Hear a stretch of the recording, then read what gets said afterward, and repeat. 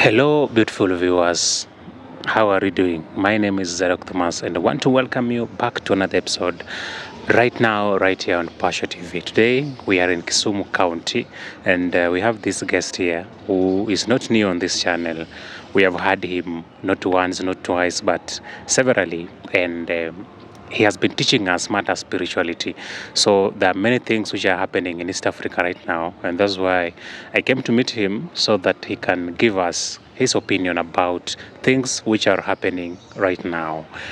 If you're new, thank you so much for joining, for coming to this channel. Click that subscribe button right away, and also don't forget to turn on the notification bell icon so that you'll be the first one to get notified once we upload videos right here on Pasha TV.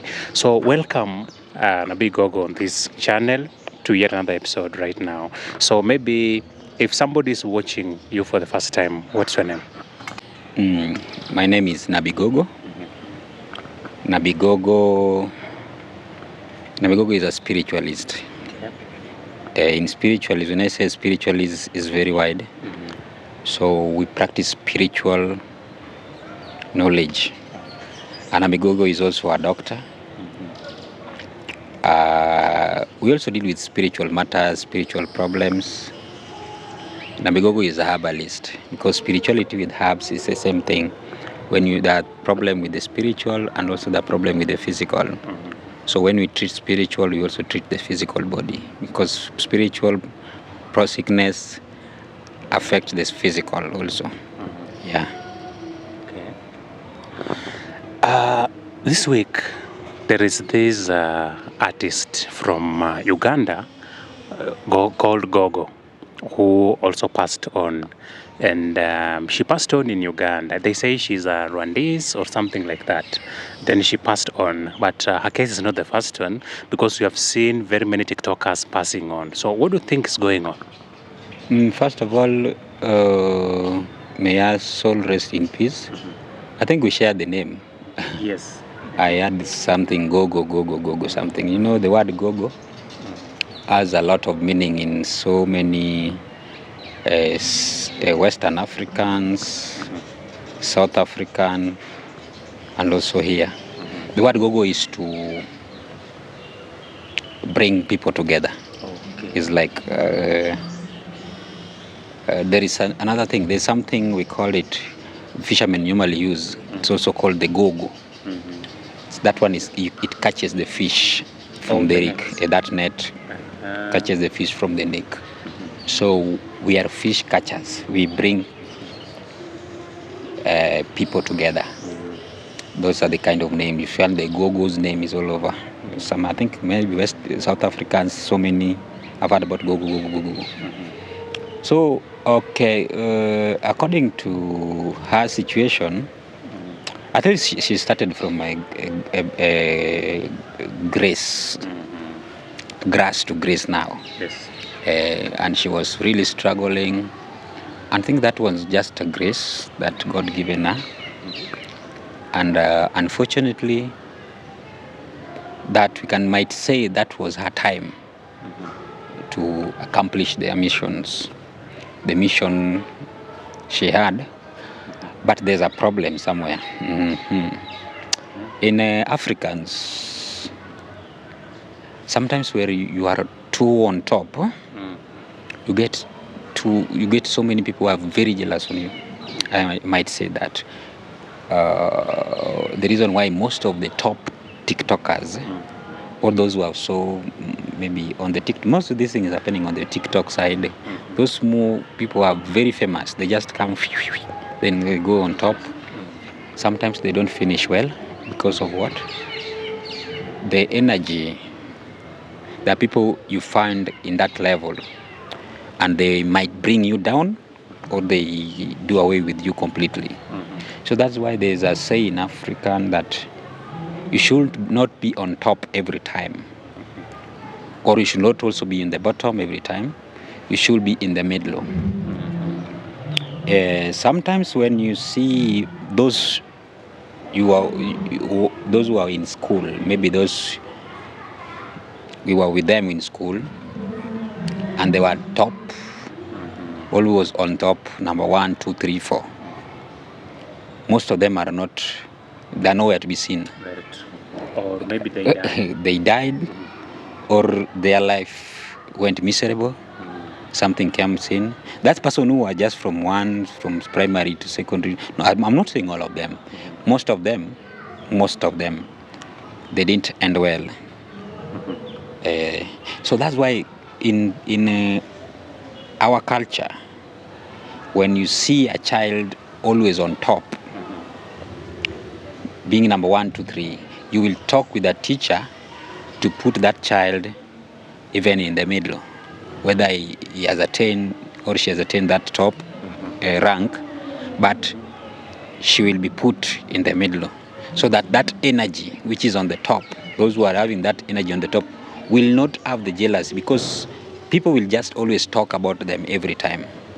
And when you see in a society whereby there's somebody whereby people just talk about them every time, they talk about them because they're on the top on something. Every time when there's maybe there's a issue somewhere, that the people who comes first, when there is a rambe or there's contribution, they give out more. When there is a something, that the people who being recognized for the first time, sometimes they don't go well, they don't end up well, because so many people are very jealous on those who are on the top. And those who normally go well in a society, and they live long in a society most of the time, they have nothing. Like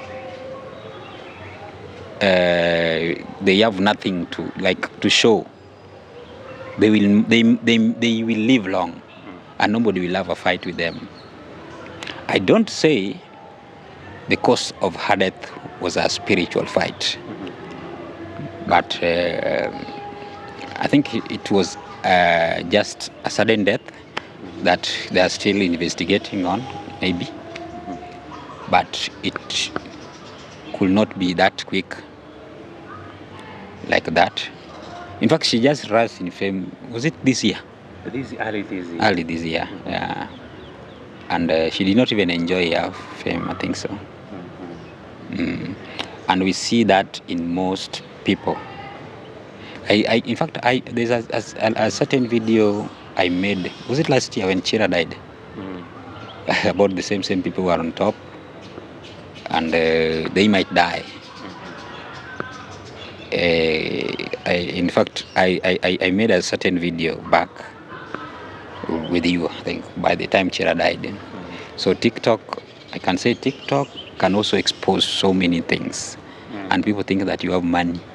So when they see you on TV or on those YouTube, they call it TV. Sometimes you are not even on TV. So they will see you on top on TV, so they think that you are being paid more money and you are very rich. Okay. And these things normally affect most of the people. So you have to hide something. So those who, most of the people, you see the likes of the musicians like Diamond, like all these top musicians. My friend, they have worked on their bodies. Like the like of Diamond, Platinum, they have really worked on their bodies. You can't affect them spiritually and manipulate their life the way you want. In Kiswahili they say wamepikwa, wamechemshwa. Platinum amechemshwa, sio uongo. Huyu amechemshwa sana, amepikwa, amefichiwa kivuli. Kuna kufichwa kivuli. So these people, they will just look for you and they will not get you. So that is the problem. That's why I see most people are just shouting with the small things they have. They're shouting they're rich, like the fight of Diana and the other guy. Yes. They don't know the people who don't care about what you have. They are very jealous and they are there to destroy whatever else you have. You don't shout with what else you have. Keep it a secret. It's not for other people to listen. Let them say, but you have to keep some of the things secret.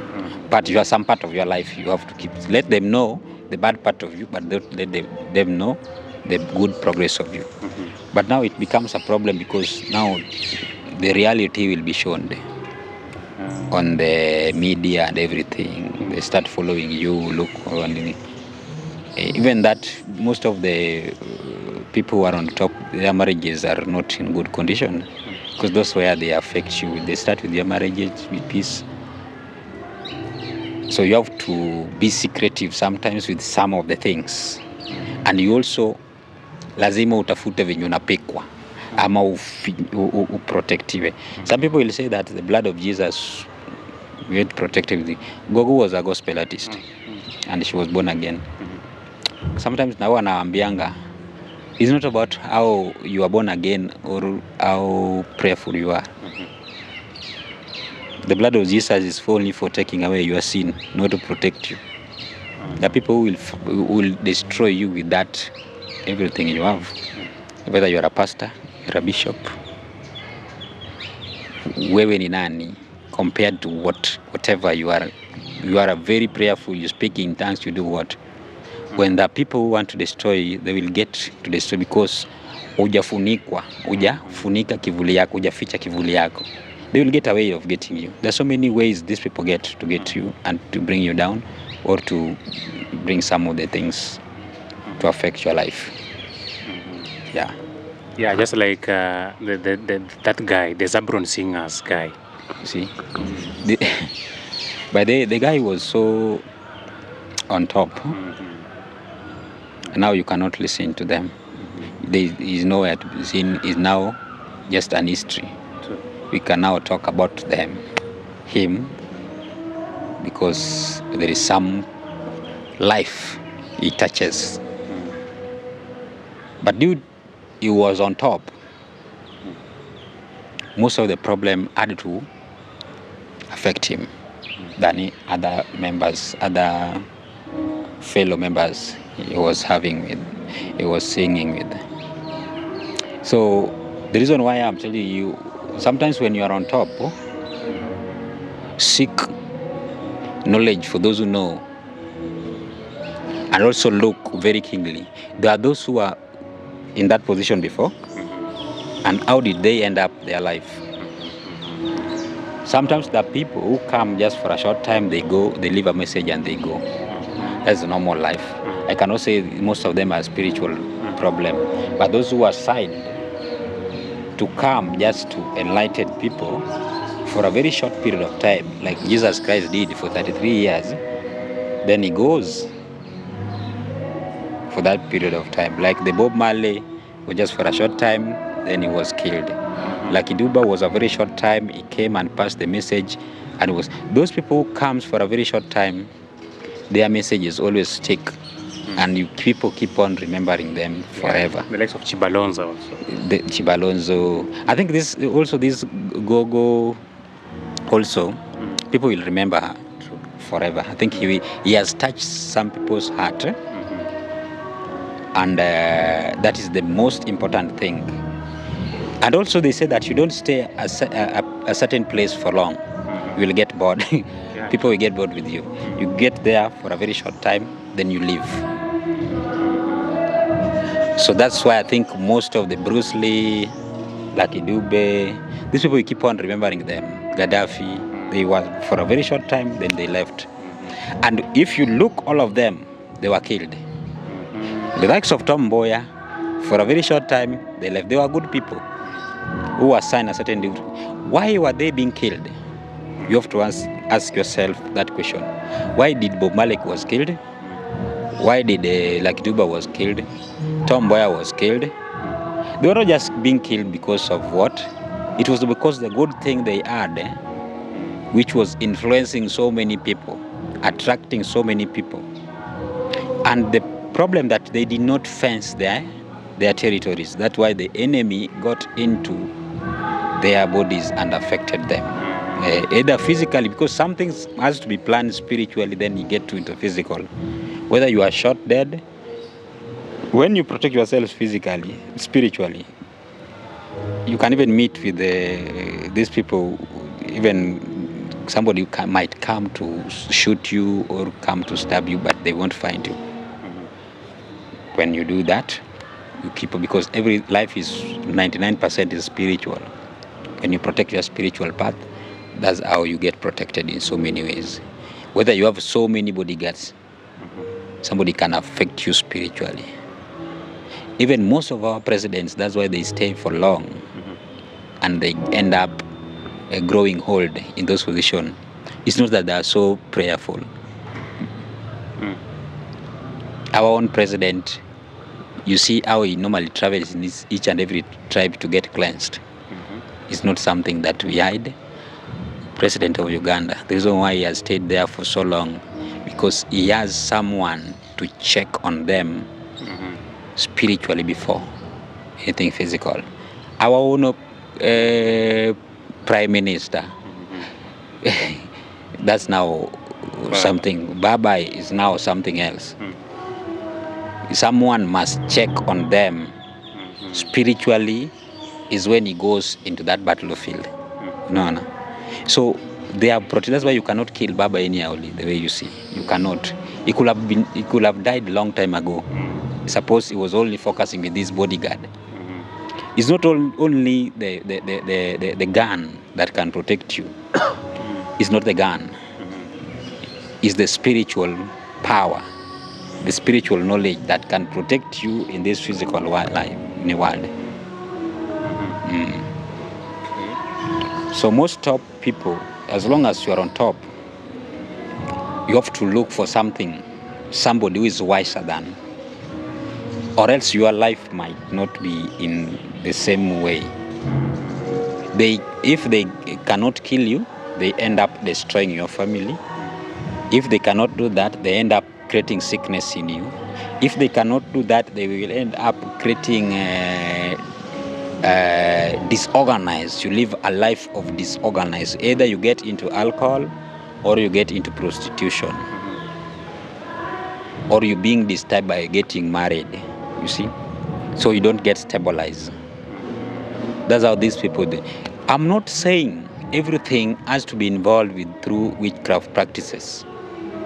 And somebody must go, he travel where to do some witchcraft on you. The people who carry that witchcraft in their mouth.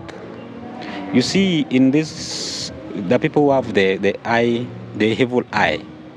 It's not only that evil eye. The people also have the evil mouth. Whatever they speak happens. They destroy things through their mouth. Whether you claim blood of Jesus and blood of Jesus, it won't happen. There's somebody, when he sees you or she sees you building any house somewhere, and he will just speak something. He has not gone anywhere to do some practice. The word he says, you will stop building that house. Or have you heard some people in a certain village whereby he started building a certain house, then there is a wind came and took the roof away and destroys even the wall. How comes a wind can destroy a wall? These things happens, eh? Yes. And it has happened with so many people. The people, when they started any business, somebody will just come and look into that business, and they destroy that business through their mouth, speaking that mouth, and that's how the business destroys, like that. The people, when you are growing like this, and you're having a good shape, a good face, they will just destroy you, and you start going thin, and the shape get destroyed, and nobody will even sees your value or recognize you anywhere. They can even destroy your face, that when somebody sees you like this, they reject you, or they put a certain monkey face on you, but they have done nothing. Even them, sometimes they don't know. We are working with witches outside here. They don't know that they are witches, and they are witches. So that is the things which are happening around us. So they can give you the spirit of rejection. They can give you. Most people have given people spirit of rejection. Not that they have gone somewhere to perform some duties. Somebody will just say, nowhere you are going, and you will not go. This is how you are going. That work, you have to leave that work. And it happens, I'm telling you. So not everything you have to, somebody goes for you, some practice, they tie some things on you, or they speak. Not that. The people don't even tie that. They say it, and it happens. The people will just look food like this, and that food, even you in the market, you'll find people are just selling some potatoes or some vegetable. When they pass through along that side, and you are buying, because they just do this specifically, When you are buying that vegetable, my friend, you will cook this vegetable the whole day, the whole night. Haitaiva. Kuna watu wengine ukienda matanga, wanafukuzwa matanga. Waingii penye watu wanapika. Wakiingia pale kwa kata, nyama inaweza haribika. Ianze kutoa povu na ianze kutoa zile vidudu. Na inapikwa hapo ndani. Anaangalia hivi na inaharibika. These people have some inner power that cannot be explained in the physical world. I know that people who have not seen such kind of things. The people who can throw something in your stomach. Not that they have gone somewhere or they have stayed down. They just pick this. Imagine something, then it happens. Then bring that something through their imagination and put inside your stomach. And that thing, you will suffer with it. They will go everywhere, travel to India, they won't find it. They see you are sick, they see something through X-ray. When they do operation, they won't find it, then they turn it's cancer. They put a certain food while you are eating, they look that food, then that food turns to poison in your stomach. My friend, even breathing can be very difficult. That's why you have to separate when somebody is sick. You have to separate. You are having some stomach illness or ache. You have to know when you have a gas and then there is something kwa kitovu inavuta kitovu yako. That is not a normal. Hiyo ni mtu amekuangalia vibaya, so you have to separate them because ukipeleka hospitali udungwe shindano, that's how sometimes you can go, you can die through that. Kuna watu wengine they will just destroy the good work you have because they see you trending this and they thought maybe you are trending like that, uko na pesa fulani, and you are just maybe umejitolea too because you want people to know more about something else, you want to spread because that is the work. But due to the jealousy they were born with, that they don't want something good coming out from someone, whether you are not his relative or whether that thing won't even help them, whether you are very far away from them. People thought only relatives affect people, even friends, that those who you can just meet with them on the road like this and they admire whatever you have. That's how they destroy that thing. They're not your relative, you have no relations with them, because they were born with that spirit of jealousy in them. So you have to know who is who. Yeah. Now, are these social medias evil? Because also, GOGO is not the first case. We have had several cases. In fact, if we span back like 4 years, now we have very many TikTokers like Mona and the rest. Now, recently, there is a lady who posted her pregnancy online and she passed on together with the unborn. So are these social media platforms owned by the devil, like people say? I can say the platform also can contribute on some evilness practice. But most of the things which are happening, that's why the issue of Kina Baba Mona, the issue of somebody's also gave birth, then the child, she died, and she keep on exposing. That was, I don't know, last year, but one, I don't know. And also this year, there's so many people have done that. They keep on posting their lifestyle on those social media. It's not only the social media that is causing this. It's the people who are on those social media and these people, the people where you are coming from. The issue start from where you are coming from. Is these people, if they can even fight you, only you are coming from a village, you are going to a certain town. Maybe somebody is traveling to Nairobi like this. The people who normally come on the December, they travel back. They come from the city with a new lifestyle. And maybe they want to change the village to look like a city, because that's the reason why they went to the city to bring something home. Now reaching in this village, these people will not accept them, because not everyone will accept the progress of someone. So it's not only the social media, it's the people who sees this in that social media. The people who will see your post, they will think that you have changed a life, and they did not want you to be like that. You will think that you are now pregnant. They did not want you to get pregnant. That those who normally post, that's why there's a certain back on my video said, don't post your pregnancy somewhere, don't post your progress somewhere. Oh, I bought this car, I bought this, I bought this. It's not part of, you don't know the spiritual fight you are holding. The pregnancy, there are people who really want those kind of children, they cannot even get. Now, you post. That's why pregnant women were being hidden. They hide these pregnant women. If you're pregnant, they will hide you until you deliver. Because they hide you from the evil eyes. That those will just see the post like this, and that's how they transform that thing to something else. Because it's a jealous part of them. That jealousy is what they eat, is what they breathe. So it's not a problem with the social media mostly. I know the social media might contribute into this because I heard it's a satanic group who created it. I don't know about that. But me, I'm talking with the individual people. The most person who is very careless is someone posting a lifestyle. In fact, I normally stalk them. Somebody is eating and is on a live.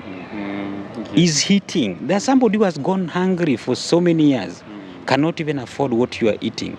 Somebody can throw some evil eye to that food. You think that is just a social media, nothing can happen to you. Because this thing is a spiritual. So there's a connection. Somebody can connect with you because he sees you through the telepathy. So somebody can telepath and throw some things in you while you are eating, and that's where your problems start from that, because you are eating on a social media. We need to stop this nonsense, because these are carelessness that we do. You don't eat, even it's not even rightful when maybe you are just in front of so many people, you are coming with food. It's not etiquette. There are people who are hungry. They can salivate with what you are eating. And there are those who, when they salivate, it comes with the evilness. Because they don't know that that thing is in them. Anybody who is jealous with anybody's progress is a witch. So we have these witches around us. Your friend is a witch. If he doesn't, he is not happy with your progress. But there are those who are happy, but they're just pretending that they're happy, but he's a witch. Everybody.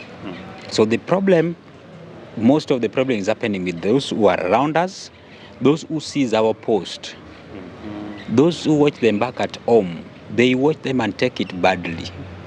They think that when you are now in the social media like this, you are very rich. You've reached heaven. There are so many people are running mad outside here. They've been in the social media. They are now falling in sickness. They are very sick. There are people who are now homeless, but they were great people. There are people who are news anchors. They are now sleeping on the street. They have got into drugs. They have nowhere to be seen now. There are people who showed their marriages in this social media. They got married, a very beautiful wedding. They are now singles. They broke up. The people who showed their children in this social media, all their children they showed by the time they were growing up, they are now on drugs. There is nowhere to be seen. They are now living just a helpless life. There are young guys who started acting at a childhood age, and they were not protected. Now they are nowhere to be seen. Where are they? Most of the people who are acting, these kids who are acting on machachari, most of them, I think maybe few of them. Yes, a few made it. Few made it, but most of them they are on drugs. Some of them are now not in a good shape. Some are queer. Yeah. LGBTQ. I don't know, the like of Almasi. He might think that he lives a good life, no problem. That's a choice, no problem. There's someone who also went into drugs. There's this child from America, Karate Kid, he did that and that. He started from a young age. Now the life has changed because of the same social media, you see. So a lot of people, like there's those who are practicing, was it also, there's this tidy eye. Not every one of them made it now. Most of them are now living in a very crushed life. They're just pushing on. Some of them, the people we watched, died in a very mysterious death. Yeah, even Churchill comedians. The comedians, you see the way comedians died, so many of them died. It's not that they died because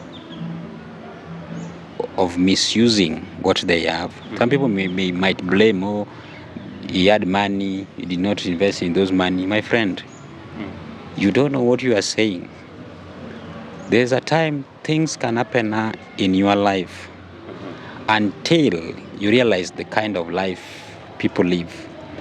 You can even, until you can meet a mad person and you won't even blame them. Kuna time hata huwezi dharau.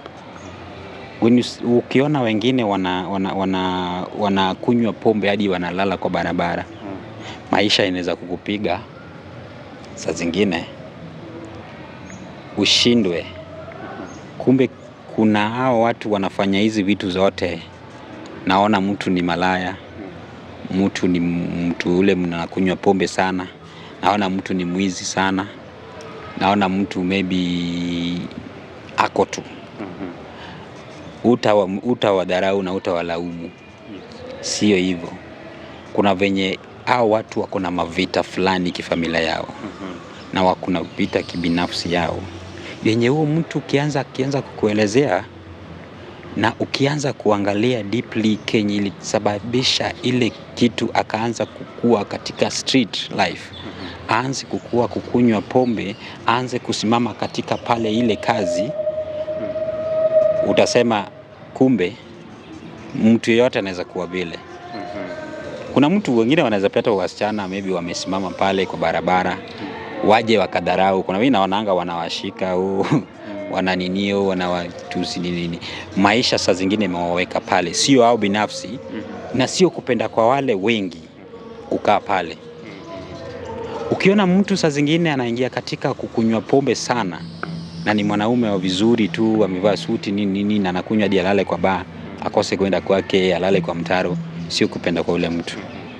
Hadi wengine wanakunywa hadi waache kazi. Sio kupenda kwa mtu aache kazi. Ni tatizo na vita ambayo anapitia inaweza sababisha mtu wakutupe katika ile kitu inakaribia na ukue katika hiyo uzoefu ya hiyo kitu. So they look for something that can take all your energy. Naona. So hiyo ni mali ya maisha. So wengi tumetolewa katika limelight wakapeleka kwa ile dark life. Ndio maana siwezi sema mingi sana inatokea katika mtandao. Mtandao inachangia kuwa expose watu na maisha yao. Na ule mtu anajua ni nini kumbe unafanya. Ndio maana watu kitambo walikuwa wanajitoka, wanajificha, wanatoa watoto wao wanapeleka ng'ambo. Wale watoto wote walitolewa ukiwa umeishi kwa village. Very few people make it. Most people normally make it when you get out of your village and hide yourself in a different town is when you can make it. But when you try to make it in your own village, where everybody talks about you, sees you every day and sees you out, my friend, it will be difficult for you to make it unless you are also a great soldier. You keep on fighting and fighting every time is when you are going to make it. And when you are keeping on fighting, is either they lose or you keep on losing and you go. That's the only secret. Because kama huwezi toroka, unapata mtu anatoka hapa anaenda kununua shamba pali fulani, ametoka anaenda kununua shamba, utapata kama their life has changed than when they were living in a village. So those are the kind of things. So maisha lazima ufiche zingine. Usionyeshe maadui zako that this is the kind of life I lose. That you are living a careless life. Sometimes hide yourself, sometimes confuse them, sometimes they don't know your ways, sometimes you are just there, sometimes you are just, don't just happen to be on top every time. Be in the middle, confuse them, don't let them see the ways how you make your money or how you make up your things. So hiyo ndiyo kenye inatusababisha sana mtandao ichangie jamii kuona yale ambayo tunafanya. Sasa pale mtandao tunasema ni kioo cha jamii. Apart from social media, I happened to host somebody here on this channel who was a very successful teacher who was teaching an international school. But things changed when he went back home and gave the neighbor 200 shillings. So what could have happened?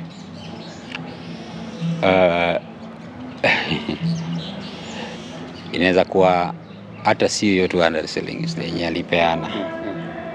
But he blames the old lady, that she's the one who... Okay, there are problems which normally relate with that. There's people, the same jealousy I'm telling you, that people will never wish you good in this life. And not everybody, you have to be generous with them. It's not only even that little lady, even these street children you see walking around, even these people normally come and beg you 10 bob, 20 bob, 3 bob. Not everybody you have to help. Don't be too generous to everyone. It's not that everybody you have to help. If you want to help someone, go buy them food. Don't exchange money. I think there's a certain video I explained some of the things you should not even try to exchange with if you don't trust whom you are trusting. If it's a must, you give them with your left hand. So money, salt, sugar, any knife, scissor, sand, don't exchange your hands. Ati unapea mtu mchanga hivi, they will take away what you have in your hands. Don't put money, because that money comes from it. Hata tumia, kama mtu anataka kufanyia mabaya, ukupea pesa hivi, hiyo pesa atatumia, anaenda kufanya nayo uchawi zake. Na funge pesa zako, and that's how your money will be just like this. So many people wamefanyiwa hivyo, wanafungiwa, na hata sio pesa mingi. Mtu aweze kufunga na 1,000, 500, 50 bob, 20 bob, 10 bob. Hizi pesa kidogo imetoka kwa mfuko yako. Because kwa nini uwezi fungwa na pesa kubwa? Inataka ile pesa yako irudi hadi 10 bob. Ukose hata shilingi 10 ya sigara. Ukiona mtu anaomba shilingi 10 ya sigara, pesa yake yote imefungwa. So mtu ufungwa na shilingi 10, hiyo 20, 50 bob. Mingi sana ni 200. Unaweza pata kwa vifungo za watu mingi sana. Uwezi pata 500. Uwezi. Kwa vifungo ambayo nimejaribu kupata, ukifungua mtu mingi sana niliwahi pata ni 200 bob. So they lock you to 200 bob so that usote mpaka hapo. Usote. Na hiyo 200 bob lazima ikuwe na shilingi kwake. Ikuwe na shilingi hapo. Shilingi hapo. Anakufunga na shilingi ama 10 bob. Ukosi hata shilingi. Ukiona mtu anakuambia mimi nimekosa hata shilingi moja. Oh, umefungwa baba. So people they just say hakuna kitu kama hiyo. I made with such kind of stupid thoughts. I call them stupid thoughts because ile religion imewafanya wakuwe very stupid because they see hakuna vita. Okay. Mtu huwa ana misuse vitu zake. Na ni sawa tu, lakini kuna mtu ambaye amepitia hayo vita anaelewa. Mimi nimepigwa vita hadi nikabaki bure. Sikukuwa hivi na nikakuwa hivi. Hakuna mtu anapendanga kurudi chini. Hakuna. Kwa maana kila mtu anaamka asubuhi anaenda kutafuta. Lakini ukiona mtu ameshindwa hata kuamka na hata akienda kutafuta hapati hata shilingi. Kuna wenye wanaenda kutafuta, wanaenda kwa kazi that in a very good job that are being paid high amount of money. That in a government job that every month they receive their salary. but inakuja negative 0. Na wanafanya kazi tena, wanavaa hizi uniform, upata when they are policemen, they are wanajeshi, they are teachers, some of them are lawyers, unaona. Lakini ikifika end month negative 0, and this is a continuous process. They wonder where is the money. You work hard every day and you can't feed even yourself. Kuna wengi wanafanya kwa kazi lakini familia iliwatoroka because they can't even feed their family. Na si ati wafanyi kazi, they are working so that people can make you like that. Kuna vita ziko aina tofauti kabisa.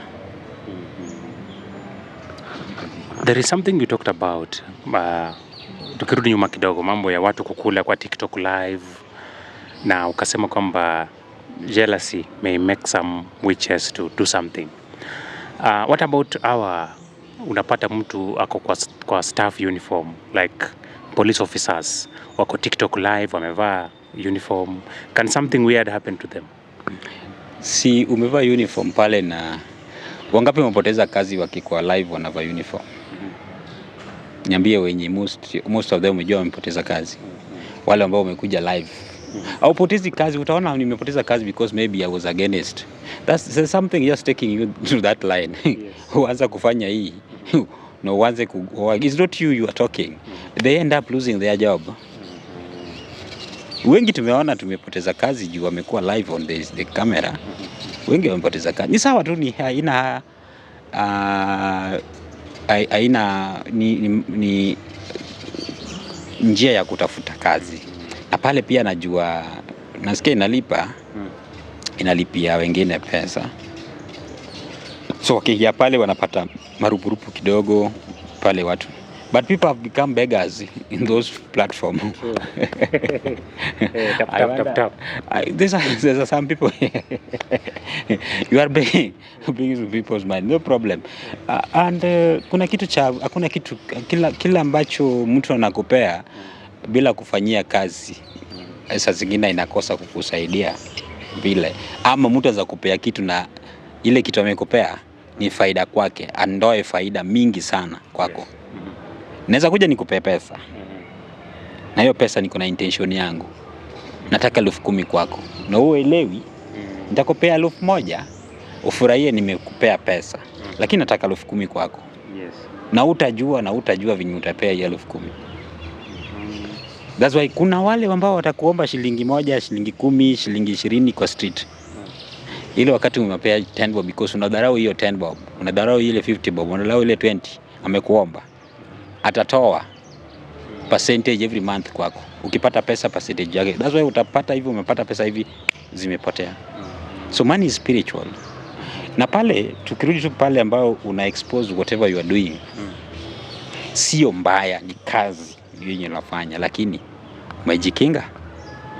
Because watasema yule nani amekuwa polisi, kumbe hatukujua ni polisi. Siku hizi amenona. People we don't like even when you are now ukianza kunona kidogo, they will start talking. Ukianza kukonda, they will be talking. Ukianza kukua na nini kidogo, umejua sasa pale umeongezwa zile macheo kidogo, they see. So that's why unapotea kwa uso ya watu kidogo, ukirudi unachanganyisha. So they don't have something to talk about, because if you keep on, there's so many things they will get. Watapata information mingi ya kukutumia kukuaffect. So sio mzuri, toa uniform kwa raia, upige sherehe zako. Usionyeshe kazi yenye unafanya. In fact, people don't like when you are living in a miserable life. That's what you do. Because they don't get your ways. Ukianza pale, umejua wengine wanahaya magari, wengine wanaenda kwa jumba zile mahoteli mingi, wanapiga sherehe huko, vitanda kubwa kubwa. Mtu mwenye ana akili, hiyo ni hoteli, atajua hiyo ni nyumba yako bana. Mtu ana akili, hii gari inaweza audio, inaweza haya. Ndio maana hata Kenya Prince anafanya pale. Ule mtoto kuoa itakuwa shida kwake. hata hiyo ndio njia ya kumpiga. Hata ku expose ile vitu zina expose ni sawa, kunaweza kuwa ni pesa, ni mali zake, lakini kuoa itakuwa tatizo kwake sana. Na tena ana heshima kidogo because kuna wale ambao wamekuwa na vitu zaidi ya ile ako nayo. Na akiwa Mungu amekubariki na kitu kama hiyo, usije ukatusi wengine.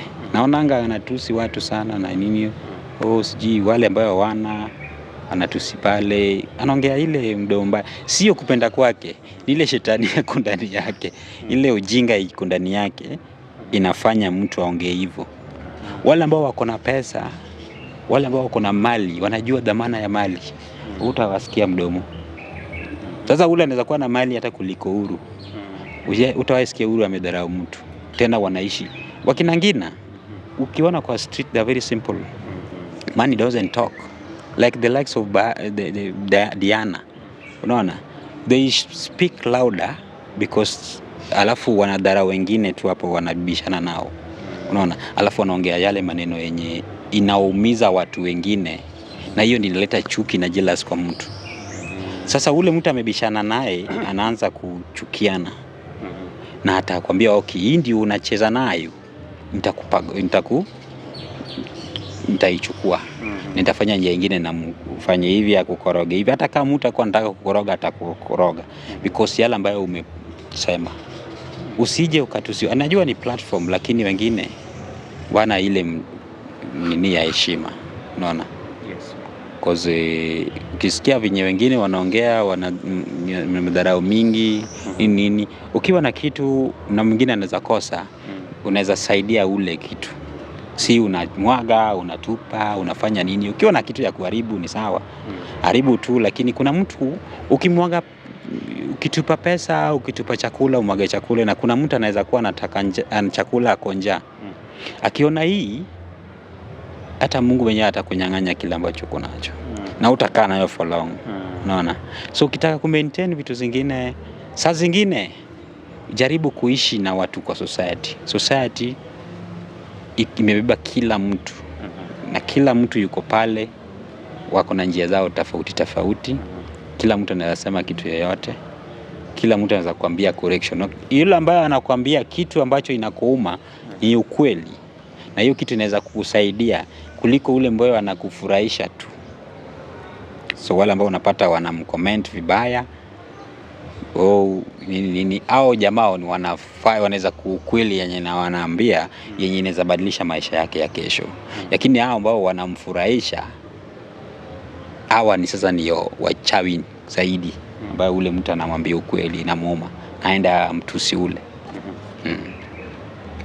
So mambo ni hayo. Kwa social media kuna mambo tu, na ni kama society. Wale watu ni wanaishi, wenye wako pale ndani tena wako same na wenye unaishi nayo kwa village yenyu. Hakuna tofauti. Kwa sababu pia ukishakuwa rafiki nao, wakishakuona wanaanza kuattach na wewe. Kila ambacho unafanya mzuri wanaweza penda ama wanaweza kosa kupenda. The same to the society we are living. Okay, so maybe before we finish, for a person who is watching this and angependa kuzungumza na wewe, anaweza kupata kwa njia gani? NABII GOGO yuko Kisumu. Kwa wale ambao wanataka, kwa nimesema sisi tunafanya mambo mingi. Kuna mambo ambayo hata tuwezi expose kwa social media. Tunafanya deliverance mingi. Kinjia yetu tunatatua tatizo mingi sana, be spiritual. Za ndoa, wanasema mambo za ndoa imekuwa shida sana. Mambo za spiritual husband, mambo za kikazi, mtu amekupiga kichawi sana. Wale ambao wamepigwa sana village. Ndio maana napenda kuongea kichawi. Mimi naye sasa ndio napigana na wale wachawi, unaona. So wale ambao wamefungwa, wamefanywa nini, mostly napenda watu wakikuja Kisumu. Wale ambao wako nje tunawashughulikia kupitia picha yao. Kwa namba itakuja hapo 0757 10 12 25, 0757 10 12 25. WhatsApp me, utanipata. Ukipiga upate sijashika, piga tena ama utume message WhatsApp, nita reply. Kwa wale ambao bado walipiga na wako nipata, naweza nitafuta tena, bado niko. Tunasaidia watu wengi, kuna wenye wanasaidika, na pia huwezi saidia watu wote. Siwezi sema niko mzuri kuliko wale ambao unaendanga kwao. Sisi pia tunafanya kwa uwezo yetu pia, na kwa uwezo wa Mwenyezi Mungu penye imefika. Kiwa na imani, panda gari yako kuja Kisumu, utasaidika. Tumesaidia watu wengi by the way. Tangu maybe nionekane kwa hii channel from hiyo channel wenye tulianza nao katika hii channel, wengi wamepona. Kuna wengi nafurahi sana, kuna wengi wamepona kansa mingi, na kuna wengi hata hatujaionana nao lakini wamepona kansa. Kuna wengi wamepona spiritual bondages. Na tena tunaweza shukuru channel hii sana, imefanya mambo watu wengi, imebadilisha maisha ya watu wengi sana. Isipokuwa mimi wamenifikia, but wale ambao walikuwa na tatizo, wengi walikuwa na hiyo roho ya kupona, walipona. Wengi walipona kupitia hii channel. Naona hiyo ya paswa mingi na wale channel nyingine, lakini mostly ni kwa wale ambao walianza kuangalia. Ni kwa mwaka gani hiyo? Miaka 3 iliyopita ama miaka ngapi? During COVID 2021. Huko nyuma sana. Wengi walipona. Kuna wengi hata tujaionana. Kuna wengi tunaonanga nao wanakuja, ndio sasa wametoka US wanakuja. Nimerifiki karibu wanafiki wengi sana kutoka wenye tulisaidia hiyo wakati. Sasa wamekuja, wengine kusalimia sisi, wengine kuendeleza na kufanyiwa kazi, wengine kupiga shukrani zao kupitia hapo. Wengine pia bado tuko nao. Wengine pia unfortunately tunasema hawajapona zaidi because bado hawakufuata ile taratibu yenye inafaa kuwa. So sisi hatuko mzuri kuliko penye unaenda, na pia tunajaribu yenye tunaweza, lakini ukikuja unataka kupona, kuji utapona. Kwa hivyo ni imani tena tu. Hapa tena ni imani. Unajua uwezi niamini na kutibu na unaniamini. Hatuwezi kuwa rafiki yako na sikuamini. So katabu before ni kufanyie lazima uniamini. Mimi mtu akianza kunidoubt because sawa, kuna so many people scammers mingi kwa social media. Wapo. Mtu atakwambia itafanyika kweli, that's how I live you. Mimi huwezi nikuja kwangu unempea masharti ya kazi yangu. Unajua wewe ndio uko na shida, sio mimi. Mimi niko na shida za kwangu, wewe uko na shida. Lakini sasa hiyo shida yako unataka kuniwekea masharti sana. Hiyo ndio huwa nakataza hivyo. Because mtu ukitoka pale unataka kusaidia, umewatch ile kitu imekutouch, unajua nini? Wewe niachie kazi, nikufanyie kazi yenye inawezekana, nitakufanyia kazi. Lakini mtu atakwambia, fanya kwanza mimi siko kwa pastor. Sifanyi kwa kanisa. Mimi ni daktari spiritual doctor. Unalipa, tunachukua pesa, sio uongo. Mimi huwezi niletea shida yako uniachie inisumbue na watoto wangu. Because mimi napigana na mapepo, na deal na mapepo. Uniachie pepo zako alafu uniachie bora Mungu atanilipa. Hapa penye unafanya kazi ndio tunakula. So mimi dawa zangu siwezi kupea bure, juu nazitoa mbali. Pia nguvu yangu lazima nikitoka pale siwezi fanya kazi nyingine tena. Hii ndio kazi nafanya. Despite niko na kazi nyingine, hii ndio kazi nafanya kupitia. Huwezi toka all the way from Nairobi alafu nakuja niambie nikufanyie Mungu atanilipa. Unajua wengi wamefanya hivyo. Nakuja ati Mungu atakulipa tu, nifanyie tu kama ni. Kuna mtu hana ukweli. Hiyo anaweza fanya benye nafaa. Lakini kuna mtu ananipima kili sana. Kwa si kazi sio nimeanza nayo leo, sio kesho, si ati sijui kenye nafanya. So utapata mtu hana akili, ananipima kili vile ameskamiwa huko nje. Sasa anafikiria kila mtu ana scam. So hiyo unapata kama unaweza kosa kusaidia mtu. Yeah. Okay, asante sana kwa kupata muda. At least watu wamejifunza mawili matatu. Tukipata muda pia tutaweza kualika ili uweze kufunza watu zaidi.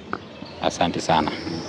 So enda pale TikTok NABII GOGO, Facebook NABII GOGO, YouTube NABII GOGO. Subscribe, like, share, anything unaweza comment pale.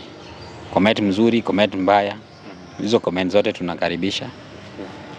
hiyo mbaya pia inaweza tusaidia kuliko zile mzuri zote. Okay, asante sana.